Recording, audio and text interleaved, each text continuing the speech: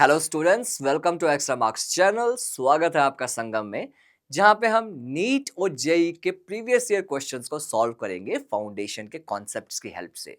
तो आज जैसा कि आप देख पा रहे हैं बोर्ड पर, हम बात करेंगे फाउंडेशन के कुछ बेसिक कॉन्सेप्ट्स की। Mole concept, right?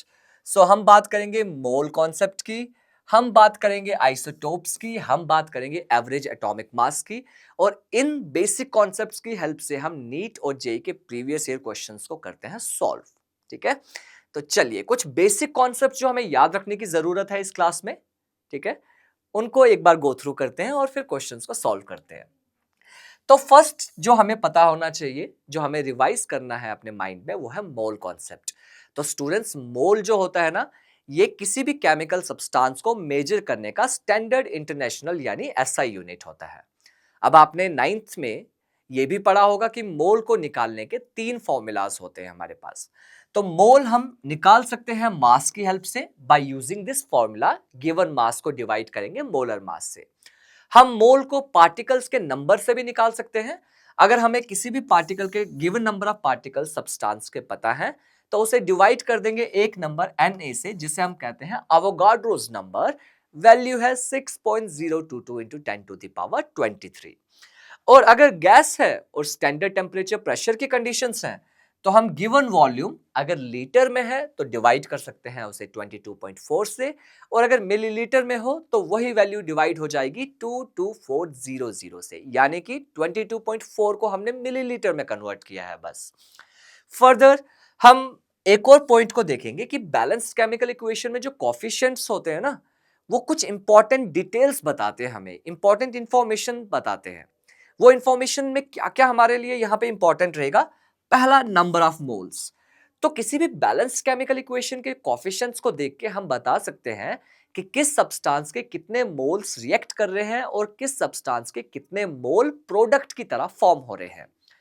हम यही काम मॉलिक्यूल की टर्म्स में भी कर सकते हैं कि कितने मॉलिक्यूल्स रिएक्ट कर रहे हैं या कितने मॉलिक्यूल्स फॉर्म हो रहे हैं, जस्ट बाय लुकिंग उस कोफिशिएंट को। ठीक है, सिमिलरली हम उसके मास का भी एक आइडिया ले सकते हैं उन मॉलिक्यूल्स या मोल्स की हेल्प से। फर्दरमोर, जो लास्ट एक इंपॉर्टेंट कॉन्सेप्ट हमें याद रखना है ना इन क्वेश्चंस के लिए, वो है एवरेज एटॉमिक मास। तो स्टूडेंट्स, आपको पता होगा कि काफी सारे एलिमेंट्स जो होते हैं ना, वो आइसोटोप्स फॉर्म करते हैं। मतलब कि उनके ऐसे एटम्स मिलते हैं जहां पे एटॉमिक नंबर तो सेम है, लेकिन मास अलग अलग होता है। जैसे हाइड्रोजन के केस में प्रोटियम, ड्यूटेरियम और ट्रिटियम। ठीक है, अब ऐसे केस में हमारे पास 2 फॉर्मूलाज होते हैं उनको सॉल्व करने का। अगर आपको परसेंटेज दी हुई है उन आइसोटोप्स की नेचर में, तो हम उनके मासेस को परसेंटेज से मल्टीप्लाई करके और सभी आइसोटोप्स के मास और परसेंटेजेस का जो प्रोडक्ट आंसर है उसको प्लस करके डिवाइड कर देंगे 100 से, क्योंकि परसेंट तो 100 में से ही होता है ना। परसेंटेज का मतलब ही है आउट ऑफ 100। और अगर परसेंटेज ना दिया हो तो हम रेशियोज की हेल्प से भी निकाल सकते हैं। जैसा कि आप देख पा रहे हैं यहां, किसी भी आइसोटोप का, जैसे पहले आइसोटोप का मास ले लिया, मल्टीप्लाई कर दिया उसका रेशियो से, ठीक है, प्लस का साइन लगा के दूसरा आइसोटोप और उसका रेशियो मल्टीप्लाई, ठीक। और अगर तीसरा आइसोटोप भी है तो सेम प्लस का साइन लगा के थर्ड आइसोटोप का मास और उसका रेशियो। और देखो, परसेंटेज के केस में तो हमें पता है हमेशा क्या होगा, आउट ऑफ 100। लेकिन रेशियो का कुछ फिक्स नहीं होता। तो रेशियो के केस में हम क्या करेंगे, डिवाइड करेंगे जितने भी रेशियोज हैं उनके सम से। अब चलो कुछ क्वेश्चन सॉल्व करते हैं और जानते हैं कि क्या हम इन कॉन्सेप्ट्स को यूज करके इजीली नीट और जेई के क्वेश्चंस को क्रॉस कर सकते हैं कि नहीं, उन्हें ओवरकम कर सकते हैं कि नहीं। तो चलिए देखते हैं। पहला क्वेश्चन हमारे स्क्रीन पे, ठीक है। तो क्वेश्चन देखो यहां पे क्या कह रहा है कि हमारे पास 5 मोल्स हैं AB2 के, ठीक है। 5 मोल्स लिए हमने AB2 के। AB2 कोई केमिकल सब्सटेंस है और उनके 5 मोल का मास है 125 इंटू 10 टू द पावर -3, ठीक है। सिमिलरली एक दूसरा सब्सटेंस है A2B2, जिसके 10 मोल्स गिवन है और उन 10 मोल्स का मास है 300 into 10 to the power -3 kg, ठीक। अब हमें इन्हें AB2 और A2B2 का मास तो हमें गिवन है, लेकिन मास पता करना है हमें A और B का सेपरेटली। ठीक है। तो इंडिविजुअली सेपरेटली ए का कितना मोलर मास है और बी का कितना मोलर मास है उसको फाइंड आउट करना है। ऑप्शंस हमारे पास दे रखे हैं और ये क्वेश्चन जेई में पूछा जा चुका है। तो चलिए लेते हैं उन कॉन्सेप्ट्स का सहारा और सॉल्व करते हैं इस क्वेश्चन को। ठीक है, तो मैं एक पॉइंट यहीं पे आपको सॉल्व करवा दे रहा हूं। देखो, तो हमें आपने ना 9th 10th में जब आप पढ़ते हो तो मोल कॉन्सेप्ट पढ़ते पढ़ते हमने कहा है कि किसी भी सब्सटेंस का मोलर मास हम कैसे निकाल सकते हैं। इंडिविजुअल एटम्स का मास ऐड कर दो सबका और आंसर आ जाएगा 1 मोल का मास या मोलर मास।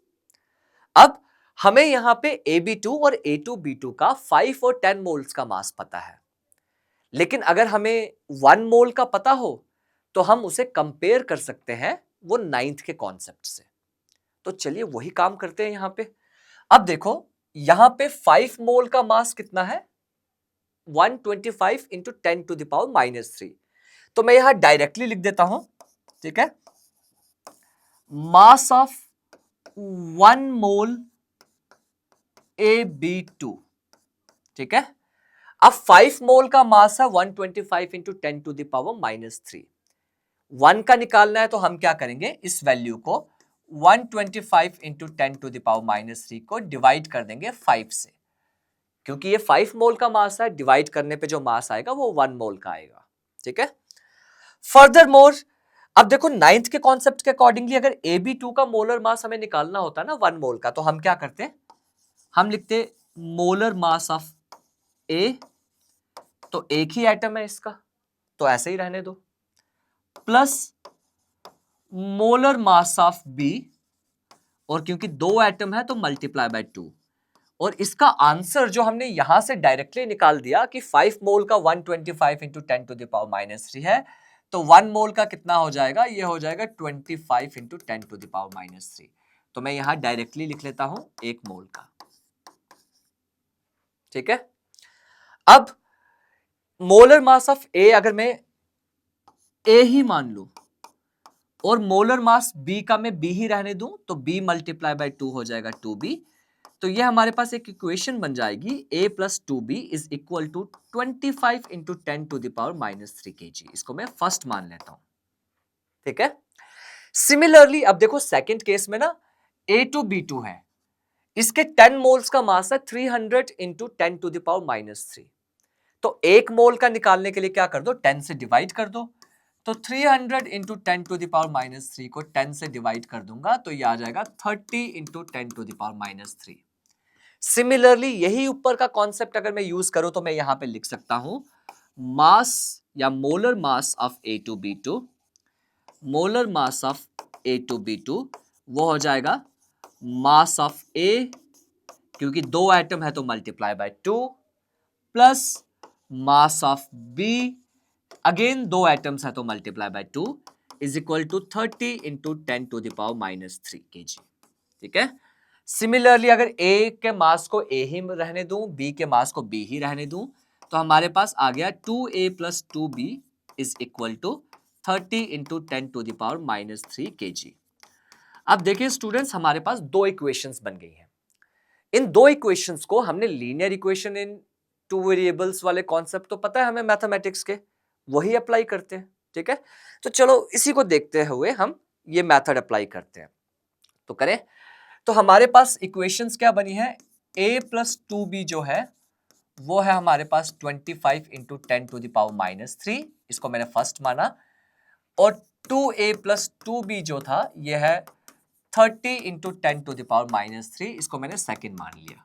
ठीक है, अब अगर स्टूडेंट्स मैं सेकंड वाली इक्वेशन में से फर्स्ट को माइनस करूं तो मैं यहां लिखता हूं सबट्रैक्टिंग 1 और फर्स्ट फ्रॉम सेकंड। तो देखिए 2a plus 2b is equal to 30 into 10⁻³ और similarly a plus 2b is equal to 25 into 10⁻³। ठीक है, अब यहां पे साइन चेंज होंगे क्योंकि सब्ट्रैक्शन हो रहा है। ठीक, और ये 2b और 2b कैंसल आउट हो जाएगा, बाकी सबको वैसे ही रहने देते हैं। तो 2a में से a माइनस हुआ तो बचा सिर्फ a, और यहाँ 30 इंटू 10, इसको मैं लिख ही लेता हूँ पूरा, देखो 30 इंटू 10⁻³ में से सब्ट्रैक्ट होगा 25 इंटू 10⁻³ अब स्टूडेंट्स जो चीज कॉमन होती है उसको बाहर निकाल सकते हैं ना, तो वही करेंगे हम। तो हम देखिए 30 रहने देते हैं और 10⁻³ को बाहर निकाल देते हैं। सिमिलरली यहां से 25 रहने देंगे और कॉमन को बाहर निकाल देंगे, और इसको करते ही आपके पास आंसर आ जाएगा 5 इंटू 10⁻³ तो जो A का मोलर मास है वो है 5 इंटू 10⁻³ अब सिमिलर कंडीशन में ये जो वैल्यू हमारे पास A का मोलर मास आया है, इसको हम इनमें से किसी में भी अप्लाई कर दे। मान लीजिए मैंने इस वैल्यू को फर्स्ट इक्वेशन में पुट किया, ठीक है, तो A की जगह इसकी वैल्यू पुट करने के बाद, या पहले मैं ऐसे लिख सकता हूं इसे 2B is equal to 25 into 10⁻³ और A को राइट हैंड साइड लेने पे ये नेगेटिव आ जाएगा। अब इसकी वैल्यू डाल देते हैं यहां पे 25 इंटू 10⁻³ और इसमें से माइनस करते हैं 5 इंटू 10⁻³ स्टूडेंट्स सेम काम ऊपर की तरह करेंगे, 10⁻³ बाहर आ जाएगा क्योंकि वो कॉमन है, ठीक है, और अंदर 25 में से 5 को माइनस करेंगे तो ये आ जाएगा 20 इंटू 10⁻³ लेकिन ये वैल्यू किसकी है अभी भी 2B की, ठीक है। तो B की वैल्यू अगर निकालनी है तो इस पूरे को 2 से डिवाइड कर देंगे तो हमारे पास आ जाएगा 20 इंटू 10⁻³ डिवाइड बाई 2 जो आ गया 10 इंटू 10⁻³ kg, ठीक है। तो इस तरह से, ठीक, इस तरह से हमारे पास, अगर मैं वापस क्वेश्चन पे आऊं तो आप देख सकते हो ऑप्शन डी जो है हमारा वो करेक्ट होता है, ठीक है। तो बस वही बेसिक फाउंडेशंस के कॉन्सेप्ट को, मोल के कॉन्सेप्ट को हमने यूज किया, क्वेश्चन में दी हुई इंफॉर्मेशन को अप्लाई किया, ठीक है, उन दोनों को मिक्स किया, उनका संगम करवाया और क्वेश्चन हमारा हो गया सॉल्व, ठीक। इसी तरह से चलिए आते हैं एक और क्वेश्चन पे। तो नेक्स्ट अगर हम बात करें, ठीक है, तो अगला हमारे पास अगर हम बात करें तो नेक्स्ट क्वेश्चन पे आते हैं जो है हमारा एवरेज एटॉमिक मास के अकॉर्डिंगली। अब देखिए क्लोरीन जो होता है ना वो दो आइसोटोपिक फॉर्म्स में मिलता है, Cl35 और Cl37। मतलब कुछ क्लोरीन का मास होता है 35 और कुछ क्लोरीन आइटम्स का मास होता है 37। लेकिन क्वेश्चन सॉल्व करते टाइम पे हमें तो एक वैल्यू चाहिए ना, तो वो वैल्यू हम कौन सी लेते हैं, एवरेज एटॉमिक मास वाली। अब क्वेश्चंस में हमें वो एवरेज एटॉमिक मास को नहीं निकालना क्योंकि वो पहले से ही गिवन है। अब अगर एवरेज एटॉमिक मास पहले से गिवन है वैल्यू, ठीक है, तो हमें निकालना है बेसिकली वो रेशियो को जिसमें वो नेचर में पाए जाते हैं, ठीक है। अब एक इंपॉर्टेंट चीज का ध्यान रखेंगे, ठीक है, कॉन्सेप्ट को रिवाइज करते हैं। तो हमारे पास दो फॉर्मूलाज थे रेशियो और परसेंटेज के टर्म्स में। अब यूजुअली आपको ये याद रखना पड़ेगा कि रेशियोज में ना जो डिनोमिनेटर होता है वो रेशियोज का सम होता है। तो अगर हम न्यूमरेटर में रेशियो को x या y मानेंगे तो डिनोमिनेटर में भी वो x प्लस वाई की टर्म्स में आएगा। अब सॉल्व करना थोड़ा सा मुश्किल हो सकता है वहां पे, तो इजी क्या होता है, परसेंटेज सॉल्व करना। तो हम क्या करेंगे, इनकी परसेंटेजेस निकालेंगे और ऑब्वियसली परसेंटेज को डिवाइड करेंगे तो रेशियो तो हम निकाल ही सकते हैं ना किसी भी तरह से। तो चलिए वही बात करते हैं। ऑप्शंस हमारे पास दे रखे हैं, हम याद रखेंगे मेंटली अपने माइंड में, 4:1, 3:1, 2:1 या 1:1। अब कौन सा सही है इनमें से, चलो चेक करते हैं, ठीक है। तो चलिए बात करते हैं। तो अगर हम परसेंटेज की बात करें, ठीक है, तो हमारे पास एवरेज एटॉमिक मास का जो फॉर्मूला है, राइट, एवरेज एटॉमिक मास का जो फॉर्मूला है वो है परसेंटेज फर्स्ट आइसोटोप की मल्टीप्लाई बाय फर्स्ट आइसोटोप का मास प्लस सेकंड आइसोटोप की परसेंटेज, सेकंड आइसोटोप का मास, और स्टूडेंट्स क्योंकि परसेंटेज हमेशा आउट ऑफ 100 होती है तो डिवाइड कर देंगे इसे 100 से। अब देखो इस केस में क्या था ना, हमारे पास क्लोरीन 35 और क्लोरीन 37 का तो हमें परसेंटेज भी नहीं पता और रेशियो भी नहीं पता। लेकिन इंटरेस्टिंग चीज पता क्या है, और बहुत ही एक्साइटिंग सा पॉइंट जो बहुत इजी लगता है लेकिन हमारे माइंड में जनरली डायरेक्टली स्ट्राइक नहीं करता। अगर आपको एक वैल्यू पता हो ना परसेंटेज की कभी भी, और सिर्फ दो ही चीजें हों, एक वैल्यू पता है तो दूसरे की निकालने के लिए बस 100 में से माइनस कर दो ना। सेम काम करते हैं यहां पे। मान लीजिए क्लोरीन 35 की जो परसेंटेज है वो है x, तो ऑटोमेटिकली जो भी बचेगा वो क्या होगा, क्लोरीन 37।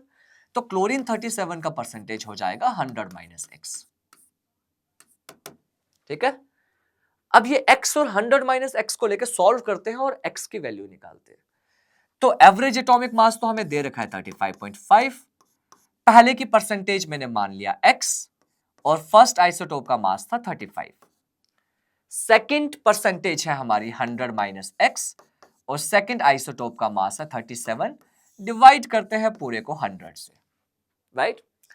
चलिए, अब ये 100 अगर यहां पे क्रॉस मल्टीप्लाई हो जाए ना, अगर ये 100 को यहां लेके क्रॉस मल्टीप्लाई कर दे हम, तो हमारे पास इक्वेशन थोड़ी और सिंपल हो जाएगी। तो ये बन गया हमारे पास 3550, 35 को x से मल्टीप्लाई किया 35x। अब देखो ये ब्रैकेट है ना, तो 37 को दोनों के साथ बारी बारी से हम मल्टीप्लाई करते हैं। तो 37 को 100 से मल्टीप्लाई किया, ये आया 3700, और 37 को x से मल्टीप्लाई किया 37x। अब इसके बाद क्या करते हैं, जो परसेंटेजेस सॉरी जो x वाले वेरिएबल है ना उनको एक साइड कर लेते हैं, और जो सिंपल नंबर्स है उनको एक साइड कर लेते हैं। तो मैं अगर 3700 यहीं रहने दूं और ये 3550 को दूसरे साइड आज ला दूं, तो ये माइनस का हो जाएगा क्योंकि साइन चेंज होगा साइड बदलने पे। सिमिलरली -37 यहां आके प्लस का हो जाएगा, और +35x यहां आके माइनस का हो जाएगा। सॉल्व करने पे हमें मिलेगा 2x, और इनको माइनस करने पे हमारी वैल्यू आई 150। ठीक है स्टूडेंट्स, अब x को वैल्यू निकाल दें तो 150 डिवाइड बाय 2, और बहुत ही इजीली तरीके से हमारा आंसर आ गया 75%। अब देखो ये क्या है ना, ये है परसेंटेज ऑफ आइसोटोप 1। ठीक है, अब सेकंड की परसेंटेज निकालनी है, तो मैंने क्या कहा आपको, सिंपली 100 में से माइनस कर दो ना। तो चलो परसेंटेज ऑफ आइसोटोप कर देते हैं, तो 100 में से 75 को माइनस किया, x को माइनस किया, तो ऑटोमेटिकली आ गया 25%, राइट।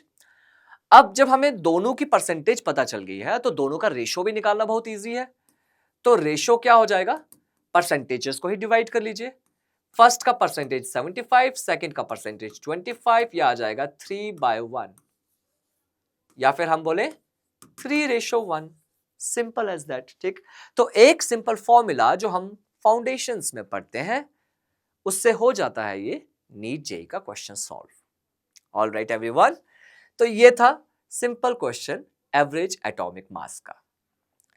अब अगर मोल कॉन्सेप्ट का बेसिक आइडिया से आपने क्वेश्चन सॉल्व कर लिया, एवरेज एटॉमिक मास से भी क्वेश्चन सॉल्व कर लिया, तो वापस आते हैं मोल को जोड़ते हैं थोड़ा सा स्टोइचियोमेट्री से, मतलब एक बैलेंस्ड इक्वेशन को कंपेयर करके उसे परखने में, उसे समझने में। तो किसी बैलेंस्ड इक्वेशन को या किसी इक्वेशन को कैसे एनालाइज करते हैं, उनमें मोल्स की या मासेस को कैसे कंपेयर करते हैं और कैसे सॉल्व करते हैं, उन क्वेश्चंस को देखते हैं। ऐसा ही एक क्वेश्चन जो प्रीवियसली नीट जेईई के एग्जाम्स में पूछा गया है। तो हमारे पास आते हैं हम नेक्स्ट क्वेश्चन पे। ठीक है, तो जैसा कि आप देख पा रहे हैं अपनी स्क्रीन पे, क्वेश्चन है हमारे पास कि कितना मैग्नीशियम फॉस्फेट रिक्वायर्ड होगा। ठीक है, how many moles of magnesium phosphate, जिसका फॉर्मूला हमारे पास है Mg3PO4 होल ट्वाइस। तो कितना मैग्नीशियम फॉस्फेट रिक्वायर्ड होगा कि उससे हमें 0.25 मोल ऑक्सीजन एटम्स मिलेंगे। ठीक है, अब ये क्वेश्चन में हमें ज्यादा रिक्वायरमेंट नहीं होगी, तो let me solve this here only. यहीं पे सॉल्व करते हैं इस क्वेश्चन को। अब स्टूडेंट्स, इसको ना ऐसे क्वेश्चंस में क्या करना होता है, हमें बस कंपेयर करना है। ठीक है, तो बहुत इजी क्वेश्चंस होते हैं और कंपैरिजन होता है बस, जो हम फाउंडेशन के कॉन्सेप्ट्स मोर देन सफिशिएंट होते हैं हमारे लिए इन कॉन्सेप्ट्स को, क्वेश्चंस को सॉल्व करने के लिए। अब देखिए, आप सिंपल कंपाउंड लीजिए जो भी है हमारे पास, ये है magnesium phosphate Mg3PO4 whole twice. अगर इसमें आप ऑक्सीजन एटम्स काउंट करें ना, तो देखो PO4 में कितने एटम्स है, 4 ऑक्सीजन के, लेकिन ये 2 बार है, तो मतलब 4 2 8 ऑक्सीजन एटम्स हमें यहां पे मिल रहे हैं। ठीक है, तो इसका मतलब एक मैग्नीशियम फॉस्फेट से 8 ऑक्सीजन के एटम्स हमें मिल रहे हैं। यही रेशो मोल्स की भी होगी, ठीक है, इसको याद रखेंगे हमेशा के लिए। तो यही रेशो मोल्स की भी है। इसका मतलब अगर हमें 8 मोल, ठीक है, अगर हमें 8 मोल ऑक्सीजन एटम चाहिए, ठीक है, तो 8 मोल ऑक्सीजन एटम्स के लिए, right, so 8 mole oxygen atoms के लिए हमें क्या चाहिए होगा, only 1 mole magnesium phosphate Mg3PO4 whole twice, ठीक है, जो हमने डायरेक्ट कंपेयर कर लिया कि एक मॉलिक्यूल या एक यूनिट के अंदर कितने एटम्स हैं, उससे कंपैरिजन किया और इस तरह से लिख दिया। अब हमें कितना ऑक्सीजन चाहिए, 0.25। तो किसी भी वैल्यू को निकालने के लिए आपने मैथमेटिक्स में ऐसे क्वेश्चंस पढ़े होंगे जूनियर क्लासेस में कि 5 नोटबुक्स की कॉस्ट हमें पता है, 3 की निकालनी है या 8 की निकालनी है। तो ऐसे क्वेश्चंस में हमेशा ना पहले 1 की निकालो वैल्यू, तो फिर वहां से जिसका भी वैल्यू आपको चाहिए मल्टीप्लाई करके इजीली निकल सकता है। अब यहां पे वही काम करते हैं हम। देखो, हमने कहा कि 8 मोल ऑक्सीजन एटम्स के लिए मैग्नीशियम फॉस्फेट कितना चाहिए था, ओनली 1 मोल। तो अगर 1 मोल ऑक्सीजन एटम चाहिए होते, ठीक है, अगर 1 मोल ऑक्सीजन एटम चाहिए होते तो हमें कितना वो चाहिए होता मैग्नीशियम फॉस्फेट, डिवाइड कर दो 1/8 मोल मैग्नीशियम फॉस्फेट, ठीक है। अब 1 की वैल्यू निकाल दी ना, तो जितने की निकालनी है बस मल्टीप्लाई कर दो उसे सिंपली और आपका आंसर आ जाएगा। तो 0.25 की निकालते हैं, तो 0.25 मोल ऑक्सीजन एटम्स के लिए, ठीक है, तो 0.25 मोल ऑक्सीजन एटम्स के लिए आ जाएगा आंसर 1/8 इंटू 0.25, जो आपके पास सॉल्व करके आ जाएगा, ठीक है। बेसिकली इसको जब सॉल्व करेंगे यह आ जाएगा आपके पास 0.03125 या 3.125 इंटू 10⁻⁻², ठीक है। आप लोग इसे सॉल्व करके ट्राई कर सकते हैं, आपका आंसर एग्जैक्टली यही आएगा, या इसको हम बोले तो 0.03125 आपका आंसर आएगा यहाँ पे। तो ऐसे केस में उसको हमने साइंटिफिक नोटेशन में बेसिकली चेंज करके आंसर ला दिया सेकेंड, ठीक है। चलिए एक और क्वेश्चन करते हैं इसी तरह का और समझते हैं इन इक्वेशंस को, ठीक है। जब भी ये हमारे पास बैलेंस्ड इक्वेशंस हो या फिर कंपैरिजन वाले हो तो काफी इजी होते हैं, काफी बेसिक कॉन्सेप्ट से सॉल्व होते हैं।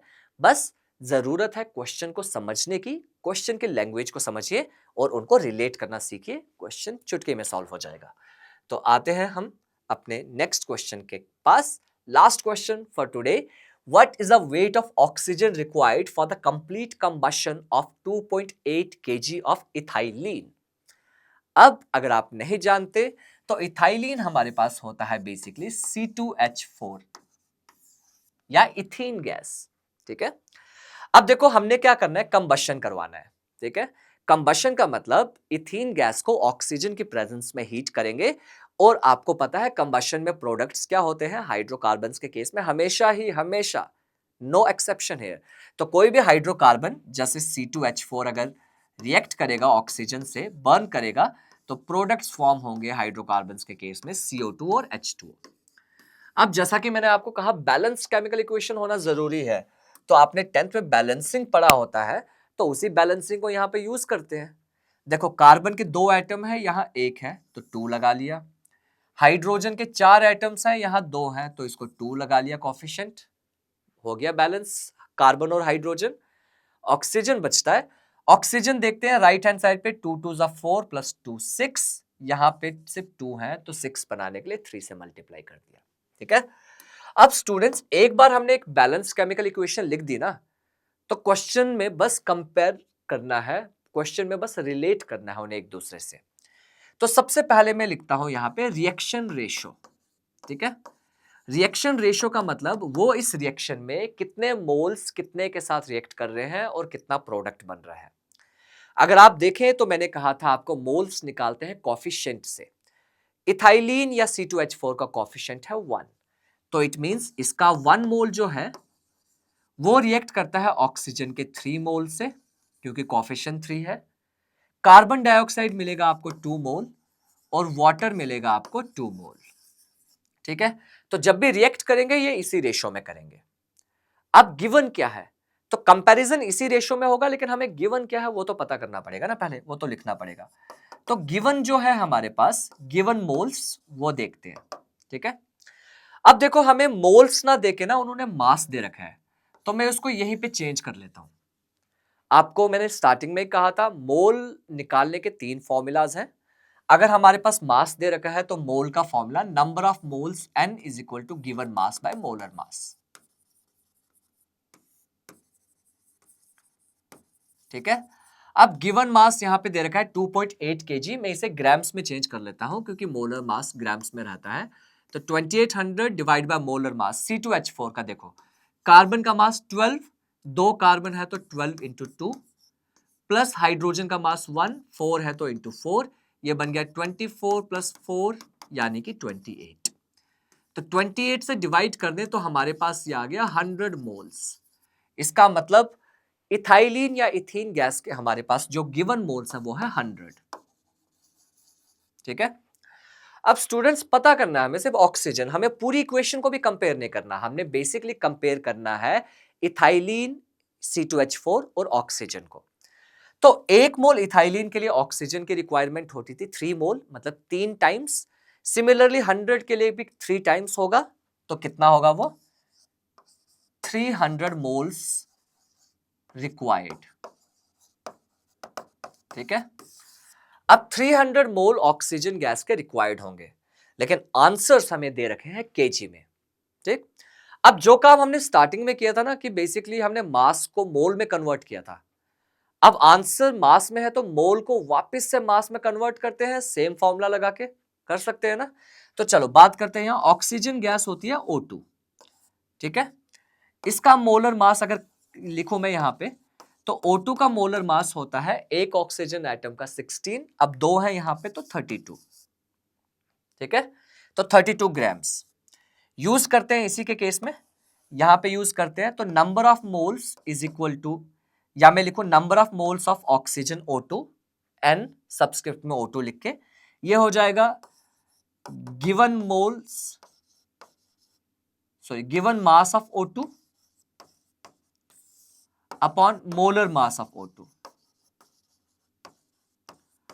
अब देखो मोल्स तो है 300, गिवन मास की उस 300 का कितना मास होगा ये तो नहीं पता ना हमें, तो इसको x मान लो।